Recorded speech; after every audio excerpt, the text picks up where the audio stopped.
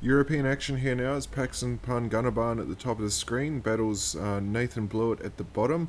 Nathan fresh off a pretty good standard win last week against Felix. Swept him 2-0 if my memory serves me correctly. Paxson at the top of the screen, one of our recent playmat winners. He hasn't had this. You can see he's got 38 points, which is respectable, but he hasn't had the season that he had last year where he finished second in the division. He's not going to make finals this year, but he's hoping, I'm guessing, for a solid finish to the year. Just on terms of points, he's in the bottom half of the table, so he does have the potential to climb. Nathan's starting to put a few results together. He's currently on the bottom of the ladder, so he's hoping for a strong finish as well. Looks like, although I'm not going to say he's on this particular deck because he likes to brew. From what conversations I've had with him, I'm guessing that this mono red deck includes that Keld card, KELD card. I forget the exact name of it. It's what do you call it? It's a enchantment saga where first one is discard your hand, second one is draw 2 cards, and third one is do double the damage from red sources. Paxson, on the other hand, Glimmer probably gives it away. He's on a straight up blue-black control, and lightning bolt to the face here. You can see there's 2 wizards lightning in hand for Nathan and a lightning strike, so I think this is too much for Paxson to overcome here in game 1. Even if he was to pull out something like a board wipe, he's just going to get burnt out anyway. And one of the weaknesses of the blue-black control compared to, say, Esper and just straight-up blue-white is that they don't have access to something like Fumigate that can stabilize the board and gain you some life. Now, I don't think he has to do anything here. Just swing in and fire off a Wizard's Lightning on Paxson's turn. He's down to 4, because that would, even if it's blocked, then it would tap him out. And now he can fire it off anyway. So it's going to drop him to 1, and Paxson's seen enough. We're going to game 2.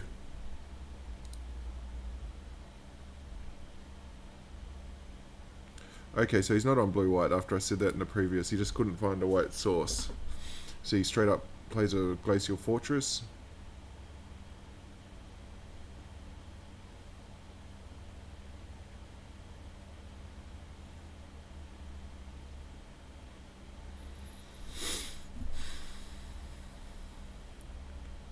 Two Fanatical Firebrands. That's going to eat a sensor. Sensor, you basically just counter whatever you can. Keep it for the cycling later. You can see once again he's got the 2 lightning strikes.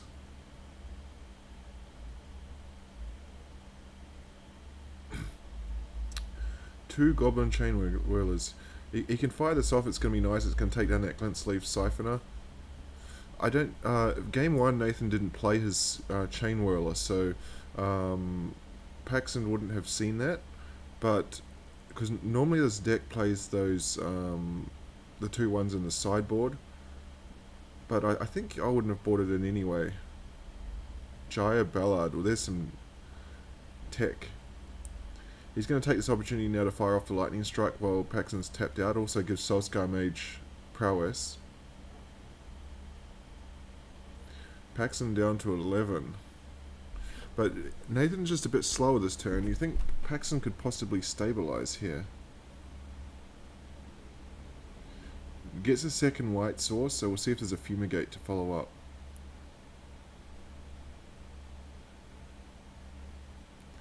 Looks like Nathan's going to play around Fumigate. And he's not in a bad position to do that because he can actually fire off the Lightning Strike if there is a Fumigate. If he played that Chain Whirler, then it'll just be a blowout. 3 cards in hand for Paxson. We haven't seen him actually play any spells yet.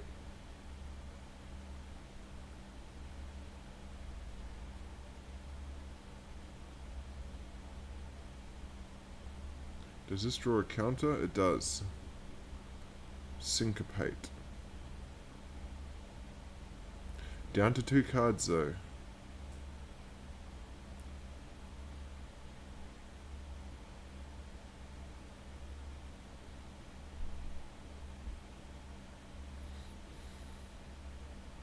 Field of Ruin completely useless here against a mono red deck. I think he was trying to tap it to just filter. Now, do you play Giant? This is going to put him to 6. Okay, 1 card left in hand, so fires off a lightning strike, gonna prowess the Soulscar Mage. And I suspect that Paxson's gonna be on top deck mode right here. Because the Firebrand can actually sacrifice if he doesn't remove it from the board this turn.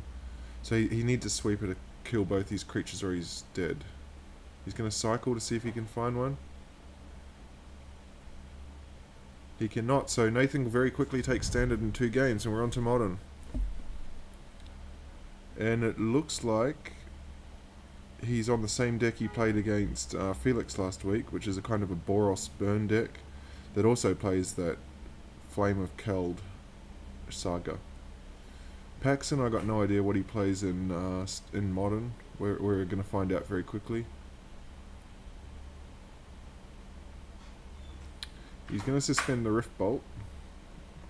Probably the most common turn. Suspended Rift Bolt or Goblin Guide, the most common turn 1 play from Burn ever.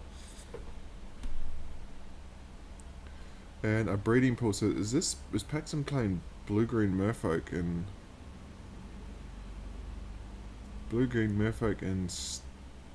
modern? So this one's a bit of a tougher one to call because I don't think the Merfolk is going to be fast enough if Nathan keeps drawing burn spells.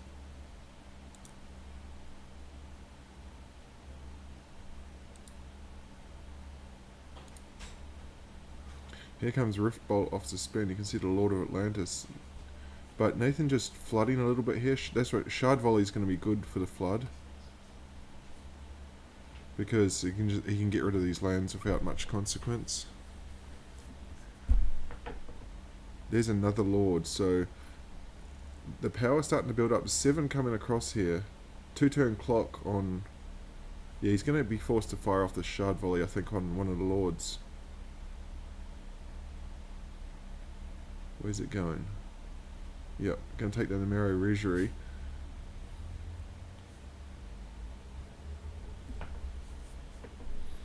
Well, the blue-green doesn't gain life, so I think you could just fire that Skullcrack off straight away while he's tapped out, just in case there's Spell Pierce.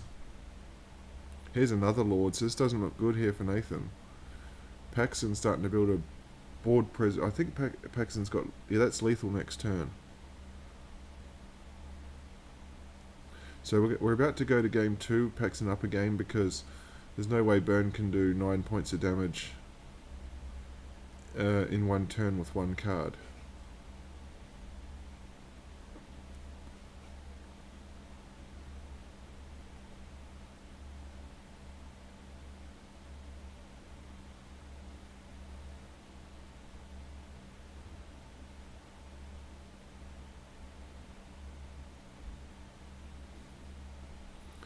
Deflecting Palm will not save him.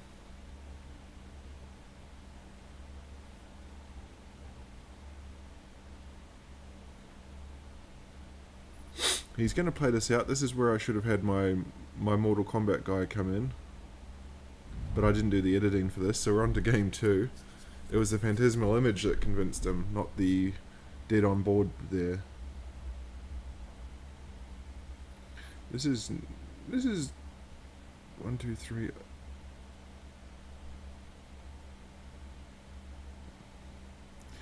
It's we don't really, in the leagues these days, we don't really see people playing Burn too much, so it's even I think Devon Sowers, who's in Division 2, he's a Burn player. He was on Star City Games, featured on Star City Games playing Burn. I think he's even gone away from it, but it's still a very that's tough. Spellskite's a good one to bring in here. Spellskite used to be everywhere, and I don't believe this can be redirected by Spellskite though. Spellskite used to be everywhere in Modern, and then it completely disappeared. But you can see Paxson now, he's really slow draw this time. Deflecting palms, I think there's too many of them here. I would have got rid of those. There's little 2-2s and 3-3s. They function as like another lightning bolt, but I think he might want to have something like a Anger of the Gods instead.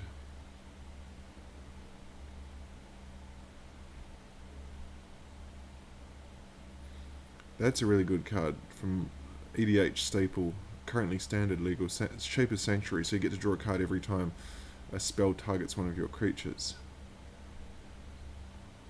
I think, yeah, he'll fire this off now, the Deflecting Palm. He could put it... Actually, he can do 6 damage here if he wants to. Put the Deflecting Palm on the Silvergill Adept twice. But it is going to mean that Shape of Sanctuary is going to draw cards, I believe, is it? No. Wait, what happened there? Okay, yeah, that worked. He chose not to fire off the second Deflecting Palm.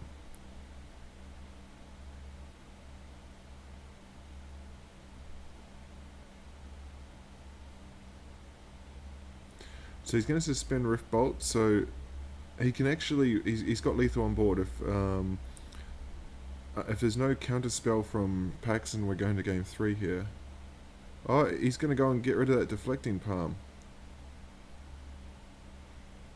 Oh, he's just thrown away lethal. All he had to do was play Deflecting Palm on the Silvergill Adept when it swung. Although if he's seen one of those Silvergill Adepts, then no, sorry, I was going to say if Paxson had seen one Deflecting Palm, he might have been tempted to swing with the Spellskite so that it can redirect and then do a 0. Down to 3. So he's going to draw 2 cards here plus his one for the turn. So he's going to get 3 cards to find a burn spell. Oh, but Paxson's got the blue to pay for Spellskite.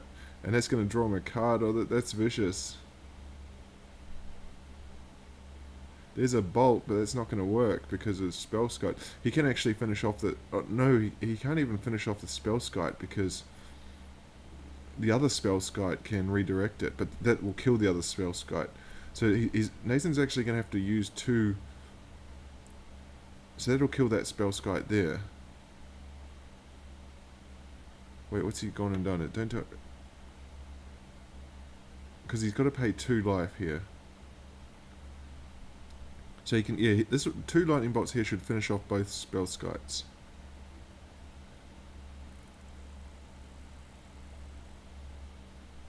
And we're going to game 3. Okay, he got there in the end. It was messy, but he got there.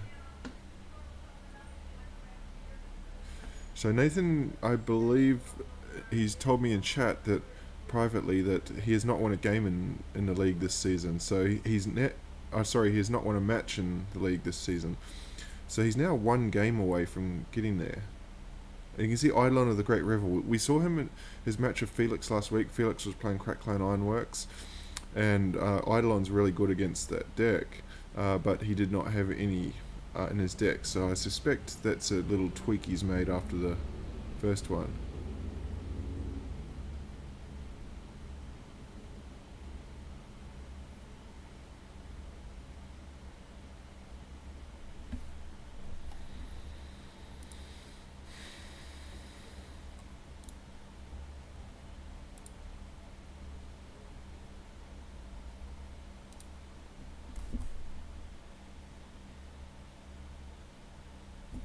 Spreading Seas, I'm not really sure. Oh, actually, no, I was going to say I'm not really sure why he would bring that in, but he does have that Lord that gives all Merfolk Island Walk. And Eidolon's going to be really good here against these Merfolk. The only thing it's not going to be able to do is stop Ether Vial from vialing in the cheap threats.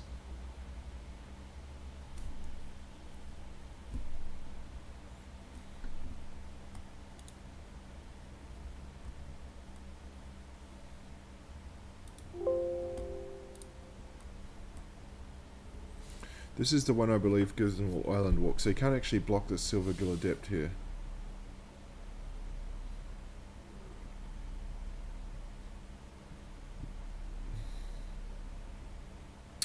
And that Spreading Sea is actually doing a bit of work because it means that he can't block. I mean, sorry, it means he can't fire off that Boros charm as well.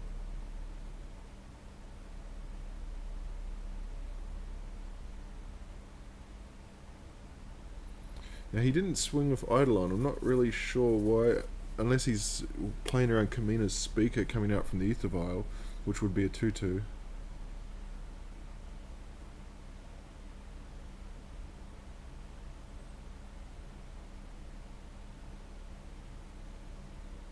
Two Past in Flames, or one of them's alright, but having two is probably too many. But it's going to be pretty good here because he's going to be able to play Boros Charm and Flame of Keld, so get those Past in Flames into the grave. Because he can play them from the grave.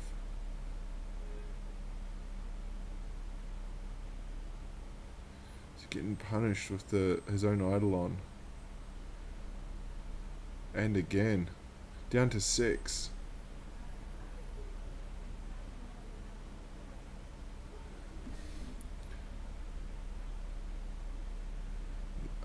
Is he going to be tempted? Oh, this could be bad.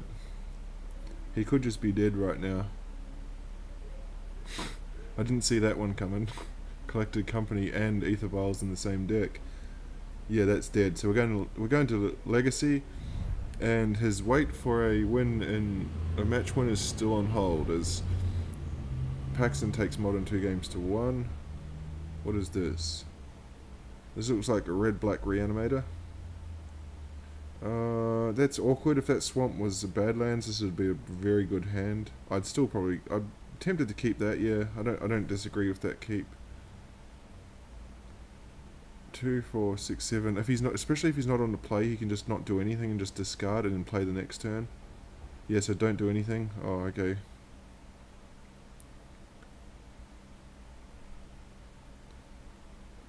What did he put? He put in Iona. Okay, so that's a good aggressive start. I bet Paxson forgot about that Chancellor, as most people do. If Iona comes down, names white, we're going to game 2. She does. So Paxson cannot play any more white spells. So that's classic Reanimator 101 right there. And we're going to game 2. Super fast Legacy match. The only way out of that for Paxson would have been to get an Ether Vial and start vialing your creatures in, but it'd be way too slow against Iona. I suspect we're going to see a number of Rest in Peace. Rishadan Port. Now, can he go off here? Yes, he can go off here turn 2, so we'll see. Entomb. What's he going to entomb? It goes for the Iona line again. The other play that excuse me, the other play that Paxson has here is the land that returns, I forget the name of it off the top of my head, Caracas. And just like that, I actually think that Paxson had that in his opening hand and just baited that play out on purpose.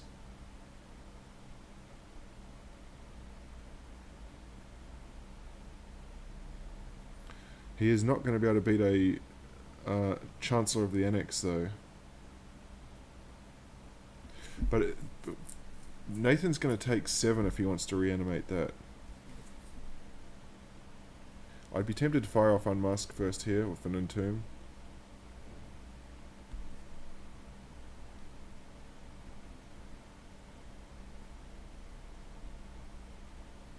He's going to go Reanimator first.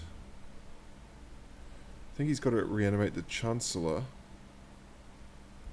So this is going to tax Paxson's mana here. And Chancellor's a pretty good counterplay to Rishadan Port, because it means that basically if you want to do anything on your own turn, you've got to pay 1 extra.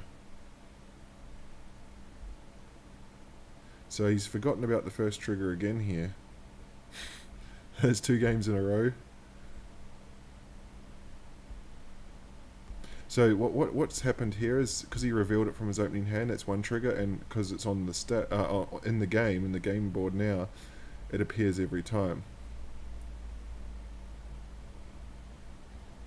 Oh yeah, Paxson's just saying in chat, I didn't even realise it was my first spell this turn. Now, he can't really... What's he going to reanimate? Normally against these white Death and Taxes decks, you have to bring in non-legendary creatures. So yeah, he's gone for Ashen Rider. The only time you'd bring in, say, Grizzlebrand is if you needed to draw cards, because it's against this white deck it's going to get bounced. But he's not really in a position, obviously, at 3 life, because Grizzlebrand's never going to attack.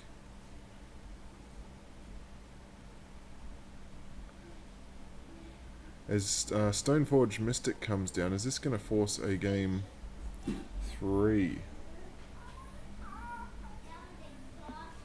Finds a Batterskull, because there's no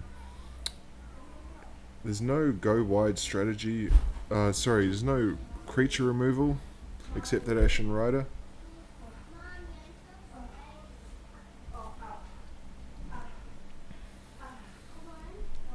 So Batterskull's going to come down. Stoneforge doesn't have to do anything because... Oh, this is going to get rid of the Batterskull anyway. Unless there's something better there. No, I think you take the Batterskull. Phyrexian Revoker's irrelevant now because he's not going to be able to activate Gideon. Oh, not Gideon, Grizzlebrand.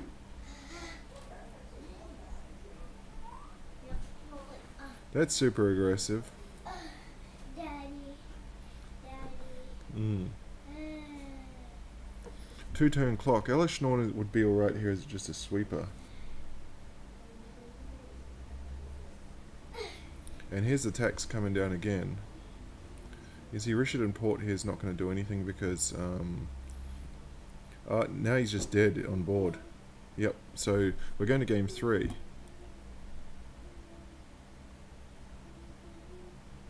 Nothing he can reanimate because he's got to pay life with that spell. He's going to... Maybe an Exhume would be a chance here. Exhume and then... What is he doing? He's tapping a... 1, 2, 3... Why is he tapping so much mana? Oh, he's flashing it back. Okay, so he's just dead then. That will tap him out.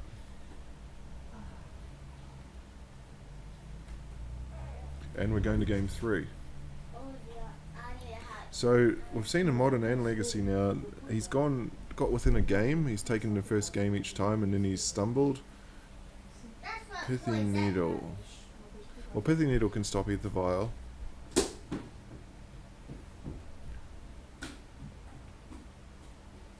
I think if his plan is to Faithless Looting here, you would have put that on the bottom. Did he...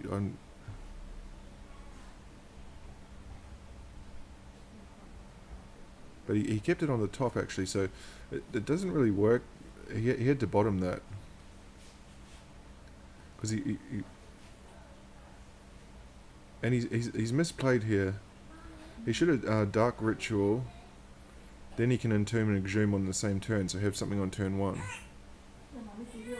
He's going to roll back, I think. He's going to. He can't roll back with something on the stack. It's going to muck up the... it'll crash the program. This is how you get the bug.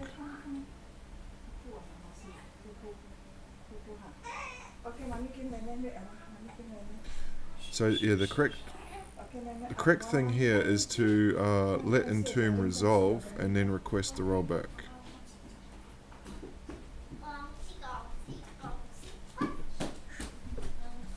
Sophie turns.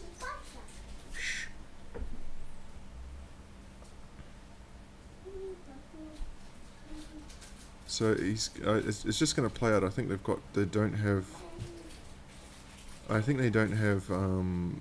rollback switched on. So I'll see if he's going to get punished for it. He put Ashen Rider into his library, into his grave.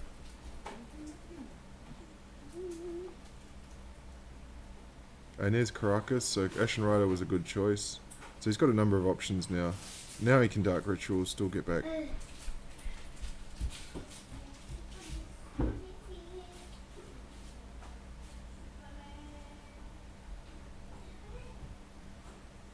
So he's got exiles Caracas.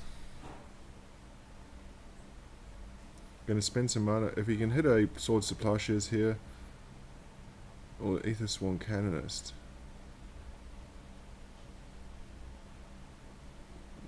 Or Ether Sworn Canonist will shut off 2 spells in 1 turn, which is what he takes.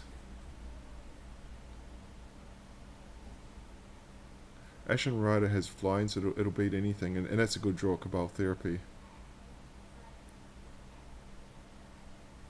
Did he pay attention? Oh, it's up there anyway. Plains, Thalia, Cavern of Souls, 2 Thalias. Yeah, so if he names Thalia, he's going to get 2 of them.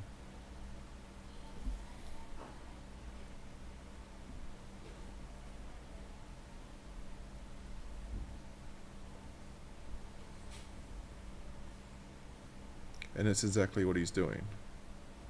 So this isn't looking really bad now for Paxson. Flicker Wisp is a mile away. And you certainly don't want to Flicker Wisp an Ashen Rider.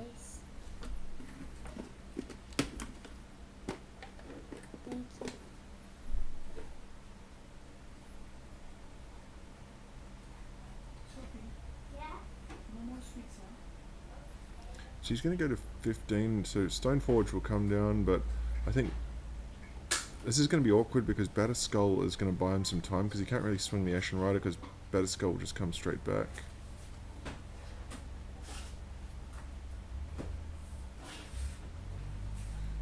But that's a nice pickup. So he can actually...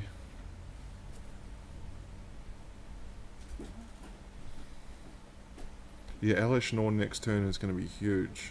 Even though there's Caracas, it can still...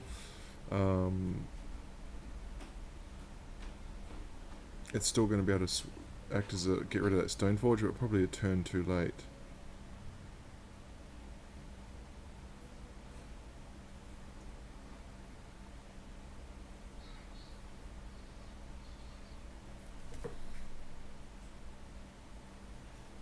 He's gone for the Flicker Wisp. I'm a bit surprised by that. Because he's going to get super punished now. That's a massive misplay. He's going to Flicker Wisp Stoneforge to get back to get another equipment. But he's not going to be able to use Stoneforge to bring it in because Alash Norn is going to wipe this board. So I think that he's just lost the match with that play.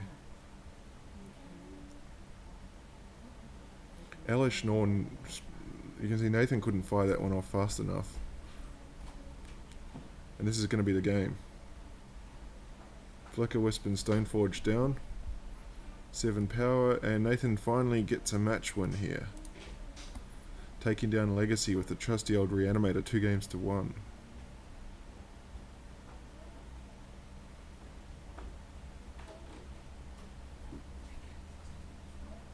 I think there's no way out here. Even Swords to Plowshares won't save him. Both these creatures have flying. Containment Priest way too slow. Plays a Jite. Where's my Mortal Kombat dude when I need it? Another match. I forgot him.